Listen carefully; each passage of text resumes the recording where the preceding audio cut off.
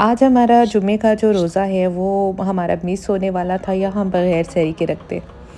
अब सुबह ही आपका दरवाज़ा ना बहुत ज़ोर-ज़ोर से नॉक होता है, हस्बैंड देखते हैं तो कोई दिखता नहीं है, मैं देखती हूँ मुझे कोई नज़र नहीं आता।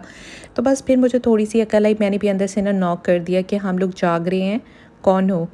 तो इतने में ना मियाऊँ, मियाऊँ, मियाऊँ की ना आवाज़ें आईं, तो जब मैंने दोबारा देखा तो वो हमारे दरवाज़े के ऊपर ना खड़ी हुई थी और वो थोड़ी-सी विज़िबल हुई, उसके कान नज़र आए।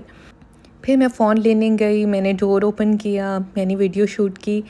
बस ये अल्लाह का शुक्र अदा करते हुए हमने जल्दी-जल्दी थोड़े से टाइम में अपने जल्दी-जल्दी स्लाइस और हाफ़ ऑमलेट मिला के बनाए और जल्दी से खाए और जितना थोड़ा बहुत खाया अल्हम्दुलिल्लाह, अल्हम्दुलिल्लाह। ना खाने से हमने थोड़ा बहुत जो खाया वो बेहतर था। बस इसी ड्यूरेशन में अज़ान हो गई सुबह की।